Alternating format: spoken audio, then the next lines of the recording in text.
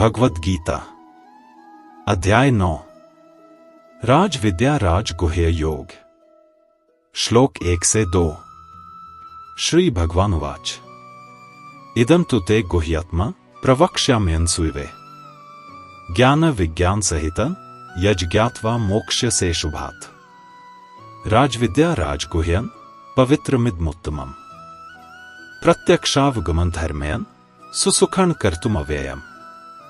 श्री भगवान बोले, हे अर्जुन, अब मैं तुम्हें यह अत्यंत गुप्त ज्ञान बताने जा रहा हूं। तुम बिना दोष ढूंढे सुनते हो, इसलिए मैं यह गहरा ज्ञान और उसके अनुभवरूप विज्ञान को तुम्हें बताऊंगा। इसे जानकर तुम सभी दुख और बंधन से मुक्त हो जाओगे। यह ज्ञान राजाओं का राजा है और सभी रहस्यों में सबसे बड़ा रहस्य है।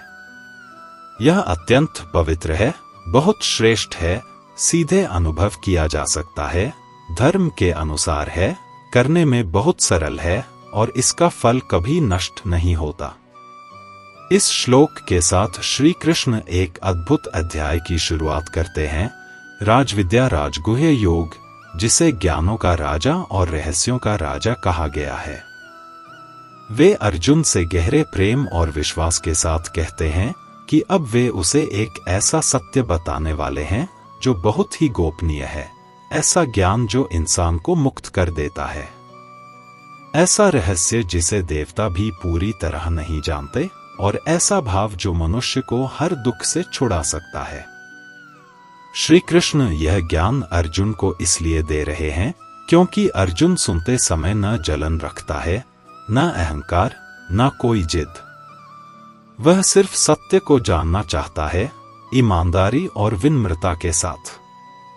इसलिए श्री कृष्ण उसे सिर्फ जानकारी नहीं, बल्कि वह अनुभव कराने वाला ज्ञान देने जा रहे हैं, जिसे समझकर जीवन का तरीका बदल जाता है।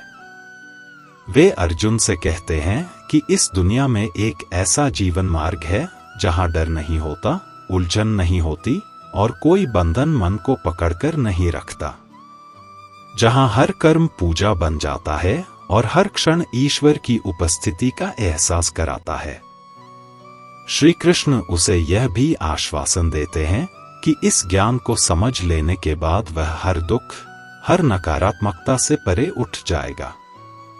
इस प्रकार श्री कृष्ण अर्जुन को आध्यात्मिकता की चोटी पर ले जाने की तैयारी कर रहे हैं, ताकि वह जान सके कि ईश्वर दूर नहीं, बल्कि हर पल साथ है, भीतर है और चारों ओर है। अब श्री कृष्ण गीता के सबसे गहरे और आत्मीय ज्ञान की शुरुआत करते हैं। वे अर्जुन से कहते हैं कि जो ज्ञान वे अब बताने वाले हैं वह साधारण नहीं है, यह सभी ज्ञानों का राजा है।